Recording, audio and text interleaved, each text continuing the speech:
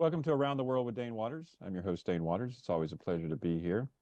A lot's going on around the world, just like it is every week. So where do we begin? I don't want to talk too much about Trump because our guest today, we're going to be talking about the first 50 days of Trump. And just when you say that sentence, the first 50 days, and you think about all that's happened, it's mind-boggling.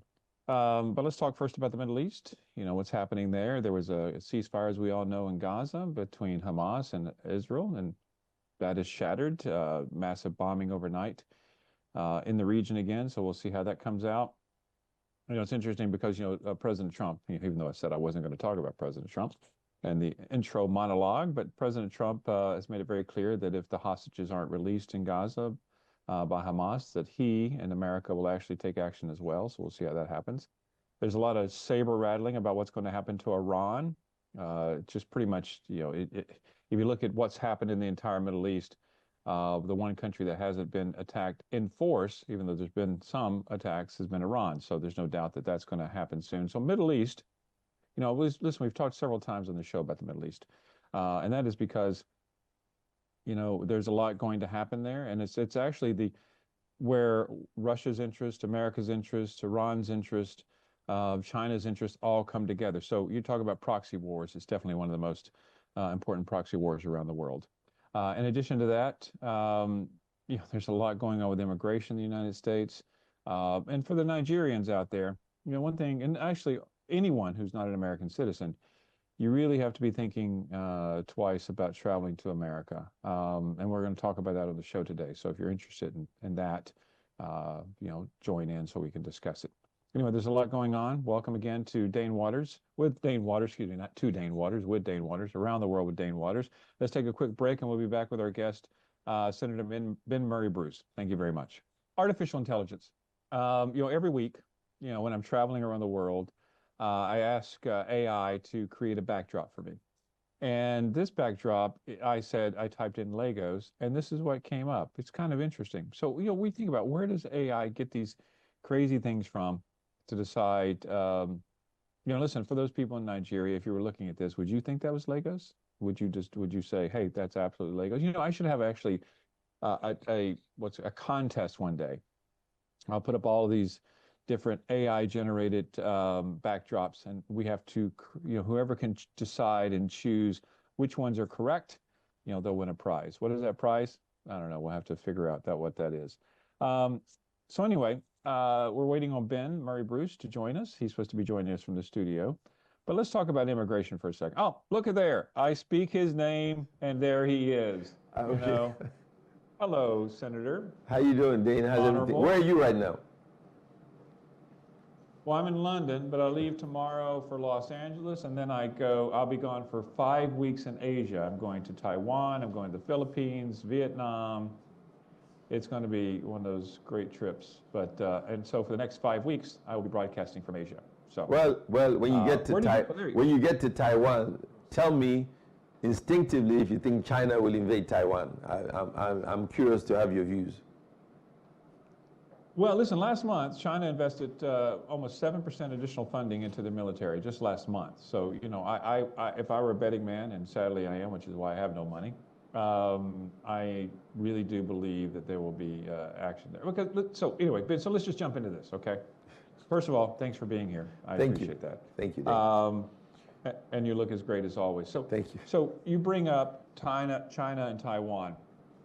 Well, I'm just going to take that over and talk about Russia and Ukraine, because this is what's happening, in my opinion. And, so today, Putin and Trump are going to have a conversation. And what Trump says is that today they're going to be discussing how to divvy up power stations and how to divvy up parts of the country. So just think about that statement for a second. You have the President of the United States saying, I'm going to have a conversation and we're going to talk about how to divide up a sovereign nation. We're going to talk about how to give up some of that sovereign nation's power stations to Russia. So that statement in itself means what? It means that, hey, if you attack, you're going to win. You're going to get something.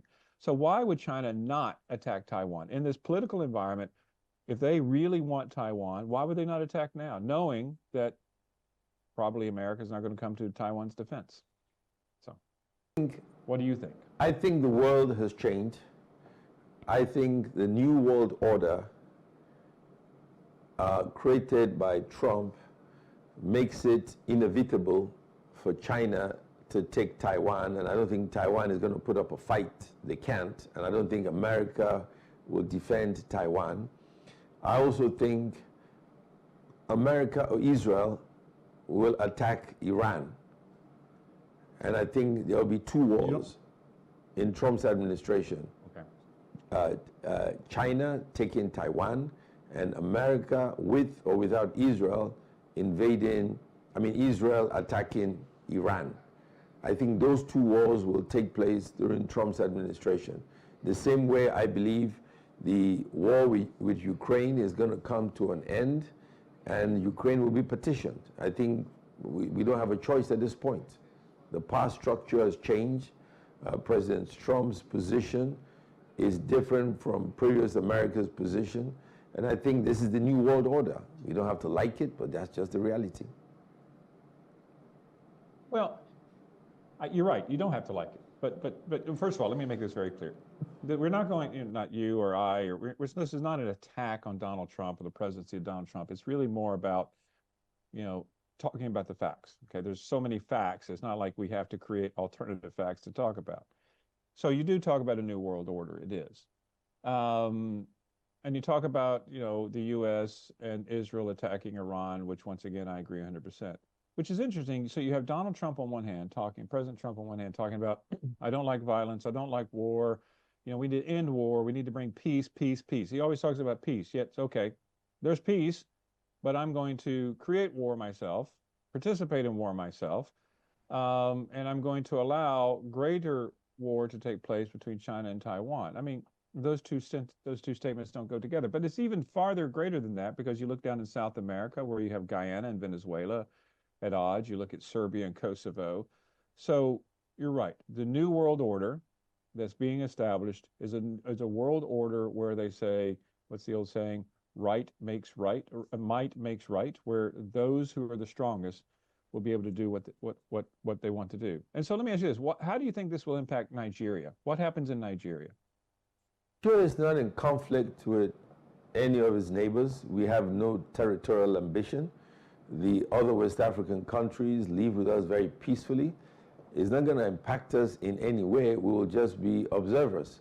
I think what is important for Nigeria is to focus on military-industrial complex so we can make our own weapons, and also for Nigeria to have an industry. We should develop industries in Nigeria so we can trade amongst each other.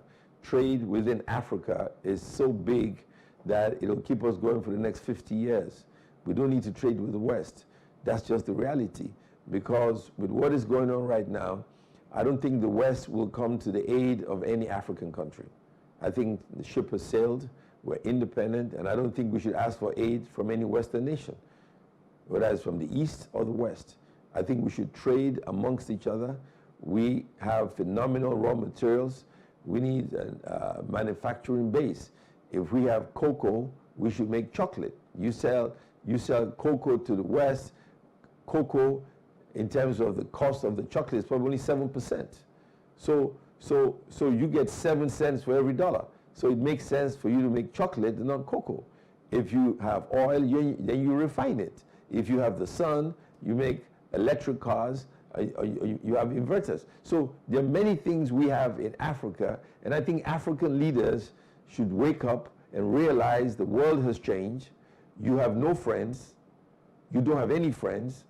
If you say, like you just said, if you're strong, you're right. I can't remember your exact words. If you're strong, you're right. Then we need to be strong economically.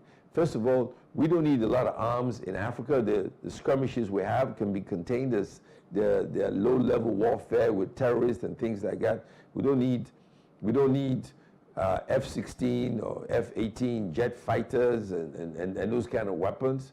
You just need an AK-47 and you're fine. Remember, when you're looking for Osama bin Laden hiding in the hills or wherever he was hiding, all the weapons you had in the world couldn't get him.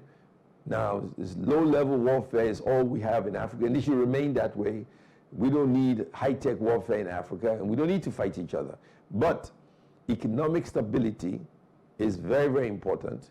Trading amongst ourselves is key, and we should not run away from a former colonial masters and move to China. It makes no sense. You cannot substitute one power with another. If we work with each other, we can be a great peaceful continent. We don't want to get involved in wars. There's no benefit in wars. I like peace. Fighting each other is counterproductive, and I think Africa should come together and stay together and figure out a way to live together and have no dependence on the West or the East, because they are not your friends and they will not support you in your time of need. No, I 100% agree. I think that the world, if Donald Trump is teaching us anything, is that the most powerful nations are going to be those that in many ways are self-sufficient. And they're not at the mercy of somebody else. I mean, one thing that you see a lot of countries around the world where China's coming in or Russia's coming in is that, they're now indebted to those countries and they can't really control what they want to do themselves. But let me go back to one point you're talking about, Donald Trump, about his messaging. Okay, so I've talked to other people around the world, especially in Africa, about this. Is that there is a large group of I would say a huge group of Nigerian youth that support Donald Trump. That's just my own personal observation and from being there. And also when I was in Tanzania and Ethiopia not too long ago, there's a huge support for Trump. So they listen and parse every word he says. So if Donald Trump's out there saying, hey, territorial integrity doesn't matter, okay, human rights violations don't matter, if none of this stuff matters, do you think that those words are having an impact on the future generation? I mean, look, Silverbird there is about to have Man of the Year. You guys do everything you can do to recognize the most wonderful people in the country. But sooner or later, there's a new generation is going to come up. And are they going to be impacted by what Donald Trump is doing? Let's say Trump has 20 policy positions that he advocates, and you align with one of them. You forget the 19 you don't like and focus on the one you like. Let's say, for instance, you feel as a Christian you're being persecuted in some part of Africa by non-Christian, and he takes that position. You will support him and forget about the 19 issues you don't like, and vice versa. So he has his followers who believe he is right on the issue that concerns them. Now, usually, if you look at a politician, you say, well, I agree with 60% of his position and 70%. But if you feel persecuted and you believe that one issue is going to save your life, your beliefs, then you support him. And I guess it's the same in the United States. During the last election, I predicted he would win. And I explained why. Because when I drove around Georgia and Alabama, rural America, I found out that the majority of the folks out there supported Trump. And let me tell you something else that shocked me in America.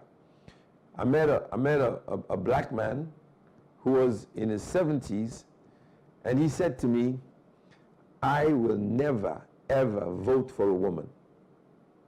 That was his position. His generation said, I can never vote for a woman. I'll vote for a man.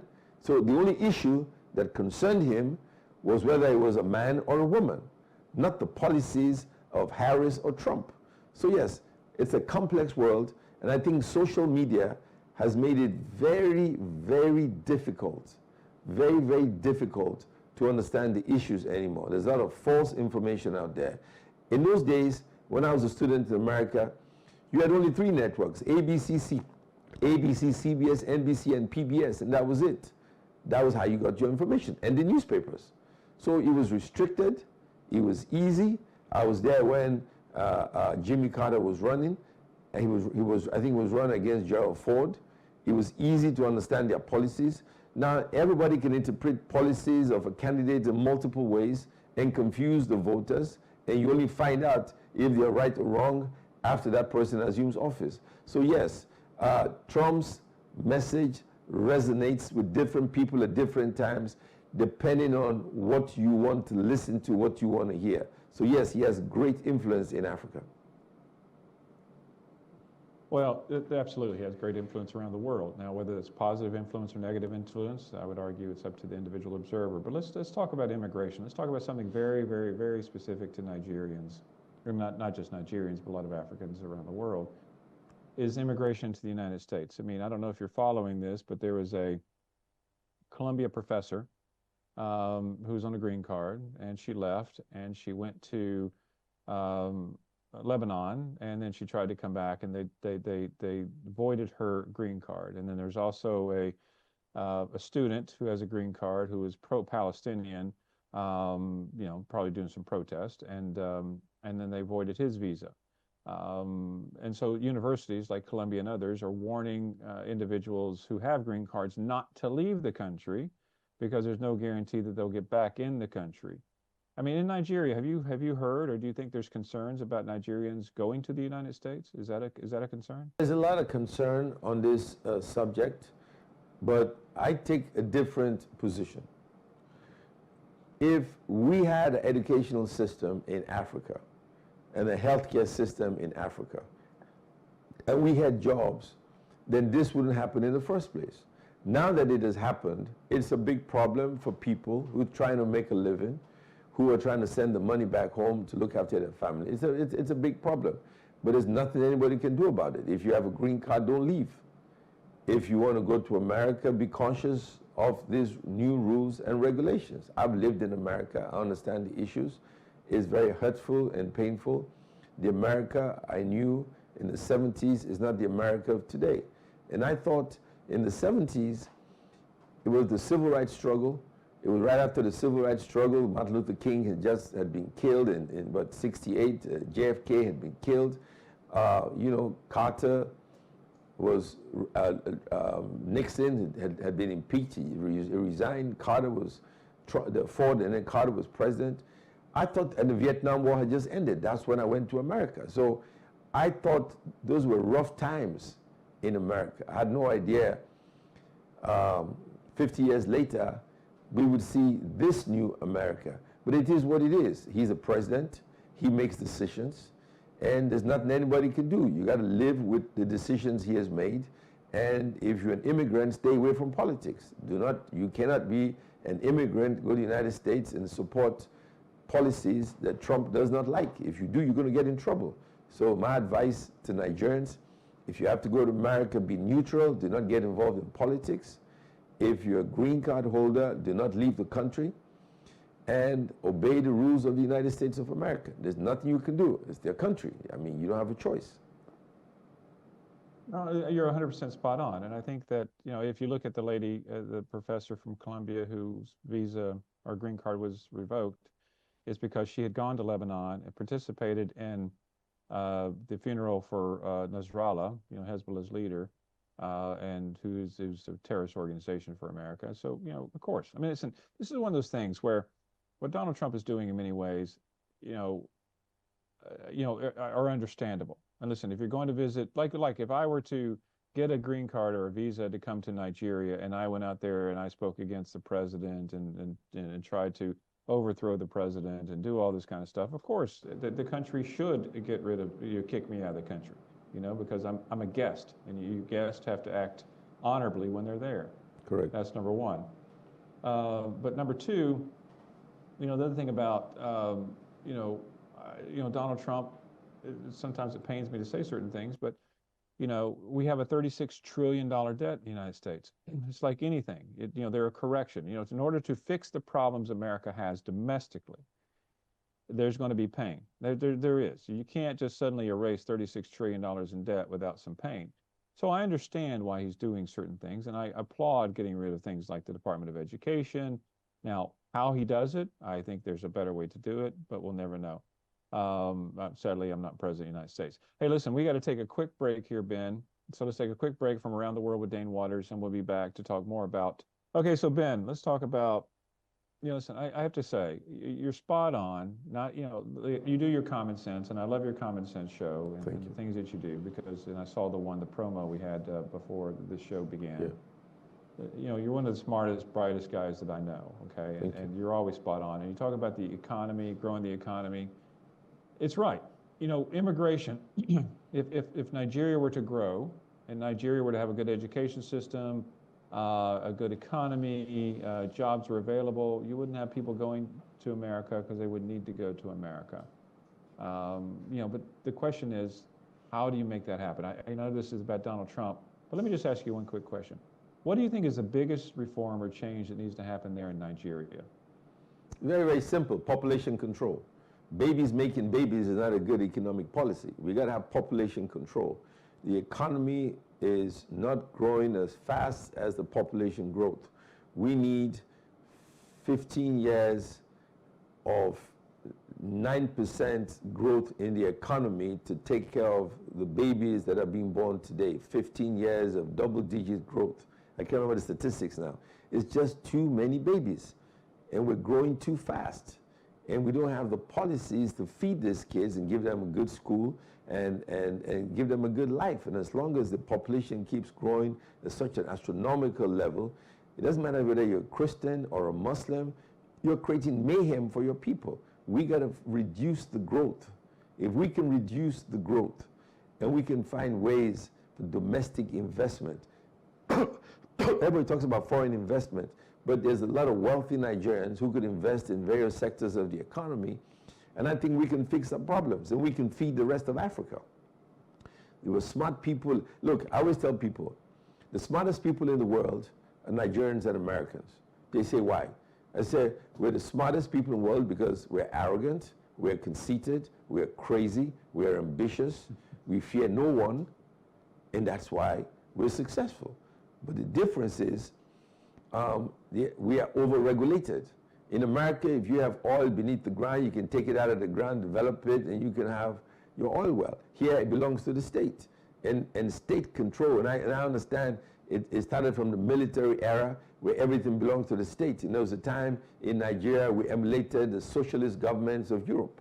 Those days are over. We should be purely capitalist and allow people to grow their sector of the economy with the resources they have beneath the ground, and you tax them.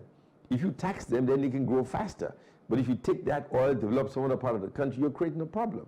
It doesn't make any sense. So we have our own domestic problems we got to deal with. And when you're in the center, I know it happens across Africa, when you're in the center, you control everything. You think when you're in the center, you're smart, the guy in the village is dumb. But you got to stop thinking like that. You got to say, look, everybody has this level of intelligence that's equal to yours, and they can develop their sector of the economy. We can reduce population. We can get into manufacturing. And what is the greatest area of growth in the world today? The sun, which is free, and AI. And if we focus on the sun, it gives us power. Whether you have an electric car, or you can power your house with solar panels, or with AI that can help you design a building and have a low-cost houses very, very fast. We just need to be technologically minded. We need to shift our focus to technology, right? If we focus on technology, Nigeria can develop incredibly fast. And we focus on reducing our population. That solves the problem. And then we have a military industrial complex for small arms. We're going to be fine. Well, listen, you're right about this, but Nigeria is at a crossroads. The whole world is, every country is at a crossroads. My prediction is that the world is going to, we've talked about this many times, heading toward World War III, and the precursor to World War III is every country having to choose a side. I think Nigeria is going to be in a position to choose a side if they are not totally independent financially, economically, or whatever. So Nigeria, this is a wake-up call. I mean, I don't know how I can knock on the screen here, knock, and say, listen, Nigeria, wake up, because, I know you say it's only, not you, but people say it's just 4 years of Trump. We're here talking about 50 days of Trump, and what impact he's had in 50 days. Imagine what it's going to be in 4 years. So Nigeria, the government, the people must wake up, and if they don't do anything else, it's exactly what you say. They need to become self-sufficient, forget foreign aid, and just become so totally independent that they can choose their own terms if they choose to be part of some other coalition versus having to take what others are forcing upon them. So let me talk about the tariffs. I'm not an economics guy. I'm not a huge, I don't know a whole lot about it. But, do you think tariffs, Trump's tariffs, are they being beneficial to Nigeria, or is it just like a non-starter? It doesn't matter to Nigeria? Well, first of all, I'm a bit confused. I met members of the conservative leadership in Great Britain, very powerful people. And they convinced me at the time that free trade is the fastest way to grow the Nigerian economy and the British economy. And they inducted me and they kept saying, look, if we had free trade and we had a balance and demand and supply determines what you produce and comparative advantage of what you produce and don't produce and you sell, your economy will grow faster. And they said restrictions is counterproductive. America, especially the Republican Party, sold that for years. So I was taken aback when Trump said we should embark on protectionist policy for America. Now, so free trade is out the door. Now, if it's free, if there's no free trade, is America now a socialist country? America can, I guess, produce majority of what they consume. That is possible. But at what price? Would it be great for the consumer? I mean, Tesla shows you can make a car with majority of the parts from America. But Ford and GM also shows that if you buy parts from China and Taiwan and Mexico, you can be competitive. Now, if the world is free and there is free trade across the world, then it makes sense for the policy that was indoctrinated to me by the British Conservative Party, then we have free trade. Now, if we say we need protectionist policies, that's okay too. That means we in Nigeria need to protect our industries. We make cars in Nigeria, we make bicycles in Nigeria, we can make chocolate in Nigeria, they make chocolate in Ghana. I mean, we can eat we can produce everything we eat. We don't need to import canned food from the West. But I don't know how that helps the world. I think free trade, I believe in free trade, but if the world is going into a protectionist mood, then we would benefit greatly because the millions and billions of dollars we spend importing products will come to an end. We will find a way to live with our means. So it helps Nigeria. There'll be short-term pain, long-term gain. So protectionist policy will be great for Nigeria. We don't export a lot of stuff. So what difference does it make? We export gas and oil and the other products, and we do that in West Africa. Nigerian soap, Nigerian products are sold in West Africa, and that's a big market for us. You're talking of, in Africa, over 1.4 billion people. So that's a big market for Nigeria. So free trade is not going to hurt Nigeria. I mean, a protectionist policy will not hurt Nigeria. Protectionist policies will help Nigeria greatly. It will help us develop our industry. It may not give us the opportunity to have the most efficient industries, but protectionist policies of Trump will not hurt Nigeria. That is a fact. Well, yeah, I mean, the philosophy behind what Trump's doing is that he wants to get all the businesses around the world that are like in Canada or Mexico or Taiwan, like semiconductors, he wants them to come back to the United States. And so his thought process is that, hey, if I make it too expensive for them to ship that stuff to the United States, they will move their manufacturing base to the United States. Now who knows if that will happen or not? I mean, you already had the chip manufacturer out of Taiwan say that they're investing $100 billion into the United States. So it means there is some benefit to that happening. But you're right about Nigeria. Here's the thing about the countries that can produce stuff and make stuff, okay, is that it's a great opportunity. This is where I think, in all of what's happening, I think India, as of now, is going to be one of the biggest winners because with the tariffs on China and Canada, Mexico, India is going to be the one who's going to produce this stuff, send it around the world, sell it around the world, and they're going to benefit the most. And so India is going to grow. So Nigeria has the opportunity to grow as well. But let's talk about Trump's policies toward Africa. As of now, in the 50 days, it's shocking when we even say that. But Trump has not really said much about Africa, right? He hasn't. He's been focused on Europe. He's been focused on Asia. He's been focused on the Middle East. Before his administration is over, he's going to focus on Africa. And so He's going to find, well, other than South Africa, where they're kicking out the South African ambassador to the United States for saying some mean things. Um, but Trump eventually is going to come and look at Africa and say, okay, where do I want to invest? Where should America make its friends? This is where I think Nigeria needs to now, more than any other time in the existence, to be getting itself ready to be attracted to Trump. So Trump either wants to invest or you can develop a strategic relationship. Would you agree with that? We'll be happy if he doesn't focus on Africa. There's enough trouble across the world right now. So if he doesn't focus on Africa for 4 years, we'll be very, very happy. But let me tell you a quote the North Vietnamese general, head of Vietnam, said during the Vietnam War. He said, you know, we've been fighting this war for 30 years. I've been president. America, most you can stay in office is 8 years. Your time will come and your time will go. So, you know, whatever policies nobody likes today is only for 4 years. In 4 years' time, another administration takes over, all these policies could be reversed. Right now, I think we should focus on solving our problems in Africa. First of all, what Trump has said and what he's doing is America first, right? And he's right, America first. Now, my philosophy is Nigeria first, Ghana first, South Africa first. You got to take care of yourself. If you're in a plane and you're going down, the first rule is you put the oxygen mask on yourself first, then you look after your kid, not the other way around, otherwise you both die. We need to take care of ourselves first.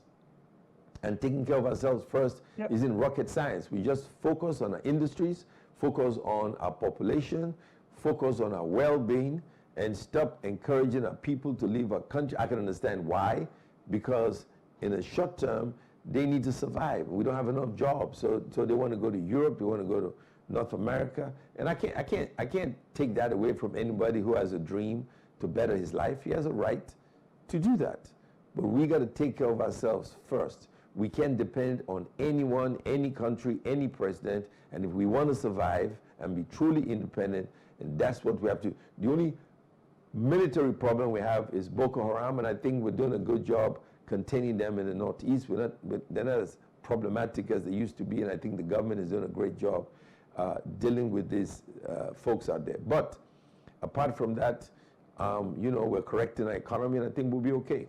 We don't need any help right now from anybody.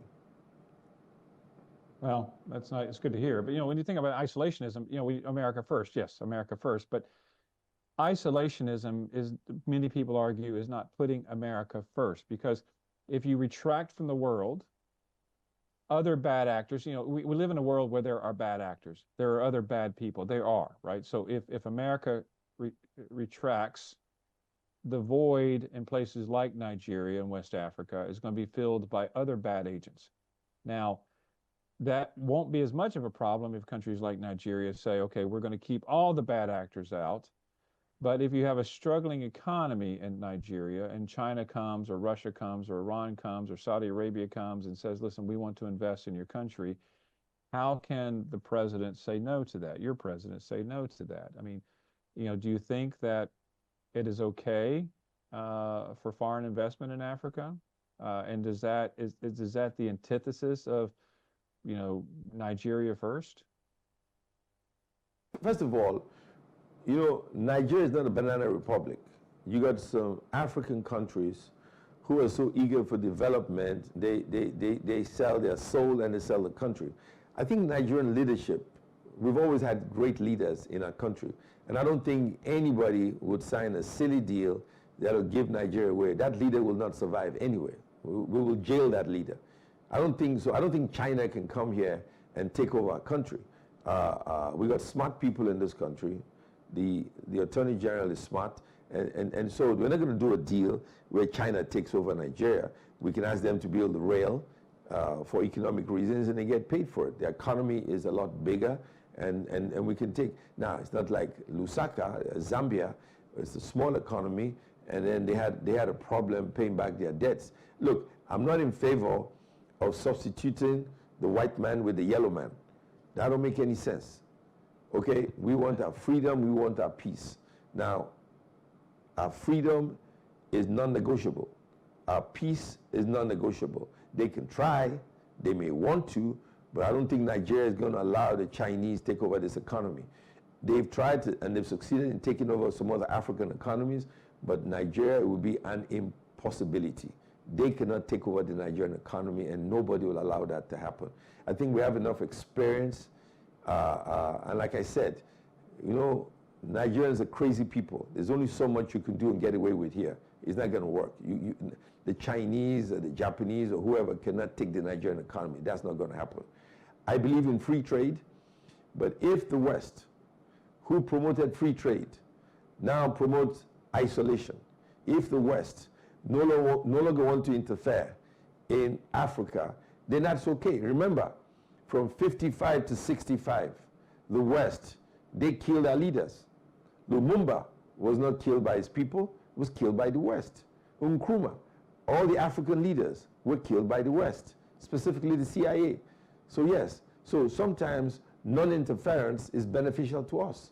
So yeah, we would rather be by ourselves, grow our economy our way, and survive, and pull out of the criminal court. That's what I believe. Well, let's talk. Well, first of all, I think that just for clarity's sake, I mean, I think that when most people typically, when they talk about the West, talk about the United States and Europe. The reality is, we now have to dissect and the U.S. and Europe, because they're on two different trajectories these days. And so I think the West, or America, is going to be kind of isolated in its own little category in that regard. But let's talk about. You talk about the courts. Okay, there's a huge constitutional challenge coming up in the United States. You know, the U.S. just extradited or put on planes members of very bad, or bad hombres, as Trump likes to say, this Venezuelan gang, and shipped them to El Salvador. Now, while those planes were being loaded, the federal judge gave an oral order in court saying those planes shall not take off. But they took off. And what the Justice Department is now claiming is that an oral order by the judge was not valid, and only when he issued it in writing did it become valid. Now, we'll have to see how that comes out. But the bottom line is that Trump actually is you know, first of all, it's the first time that argument's ever been made. I'd hate to be feel the wrath of that federal judge, but we are getting to a point where Trump has made it very clear that he is not going to listen to the federal courts. And also, federal courts came out and said, listen, you can't just fire all these people en masse. You have to bring them back. And so what the government has done is say, okay, we'll bring you back, but we're going to put you on suspended pay so you don't come back into your offices. So they're playing with the courts. Do you think that's a dangerous thing? You know America better than most people. Do you think it's dangerous what's happening between Trump and the courts? What I like about America is that the executive, the judiciary, and the legislative branches of government are all independent. They're all independent. And I believe it'll correct itself. First of all, if I was president of America, I would not want gangs in my country destroying my country. So in a sense, I get what he's doing. In another sense, I would like him to obey the courts. So that is a conflict for me. He should obey the courts. And I think ultimately he will obey the courts. I don't think he has any choice. But gangs in my country, if that happened in Nigeria and I was president of Nigeria, I will deport the gangs. I will find a way to do it lawfully and legally, but I will not allow gangs in my country. I would not tolerate that. So I get what he's doing, and I don't know. I think he should obey the courts. I think your judicial system is a great one, and nobody should defy the court system in the United States of America. Imagine if your kids, Ben, said to you, you told them, don't go out and party. And they went out and party, and they come back and say, hey, say, Dad, sorry, you didn't put it in writing, so I was going to ignore it until you put it in writing. Can you imagine? I get what you're saying, but I'm going to live in that world. Yeah, I don't want to fall into a trap with Donald Trump, so I will save my opinion to myself. Listen, no, I agree. This is where I personally am conflicted. I truly am excited about these bad people being kicked out of America. Truly excited about it. I don't want a Columbia University professor who's at Hezbollah Nasrallah's funeral in Lebanon being in the United States. I agree with these things. And I personally, deep inside, believe in these things. But this is where the rub comes in, is that when you live in a democracy, There are rules you have to follow if you're in the government. And so even though I want these things to happen, you just can't arbitrarily go off and do it. And that's where I'm just internally conflicted about what's going on. You know, to me, if he wanted to load up 500 planes and get rid of bad people in the United States, I'm all for it. But if the courts say you can't do it, you know, then you have to respect the courts. Because once again, if people start questioning the integrity of the courts, what happens? This is what I'm worried about Donald Trump's words and actions. It's not that I may not like them, because I do like some of them, but he is teetering on creating an environment where he's telling the people, domestically and internationally, that the rule of law doesn't matter, courts don't matter, territorial integrity doesn't matter, human rights don't matter. So how do you square that, Ben? How do you deal with both of those? I think Donald Trump likes the shock factor. He's an entertainer. He loves this. This is what turns him on. He's excited in having a new executive order every 5 minutes. He's excited in threatening people. He's excited in shaping the world in his view. He loves this. This is what he loves to do. But ultimately, the courts will have the final say. And I think this is work in progress. The courts will have the final say. And he will not go against the courts. I don't believe he will. I think he's enjoying this. This is fun for him. But ultimately, the courts will win. The different institutions of government, the laws will be upheld, and I think America will be fine. It's just a process. Look, American leaders come and go. In 3.5 years, in 4 years, less 55 days, I guess he'll be gone. Well, yeah, well, once again, many people argue that he's going to try and violate the Constitution, but who knows? I mean, listen, America has a great democracy.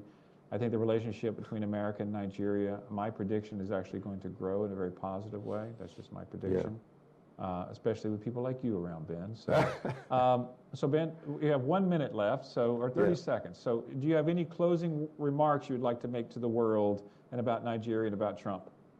No, all I want to say is 400 years ago, you took us as slaves to America to build America. When you took us as slaves 400 years ago, you didn't ask us if we had a passport. You didn't ask us if we had a visa. We built America 400 years later. We want to go to America. Why are you asking us for a passport and a visa? We should be able to go there like we did 400 years ago, this time on a plane, not a boat. You know, one thing I love talking about to you, Ben, is that I hear unique things that no one else ever says. I love that. I love that. But listen, the converse is true. I know we have to go. The converse is true. When white people came to Africa 500 years ago, they didn't need a passport. So let me come to Nigeria without a passport, okay? Let me do that. I will speak to the president. No passport, no visa, especially just for Dane. Okay, sounds great. Listen, it's great seeing you, Ben. We're going to wrap up now. Take care. Thanks for being with Dane Waters. Around the World with Dane Waters. We'll talk to you next week. Goodbye.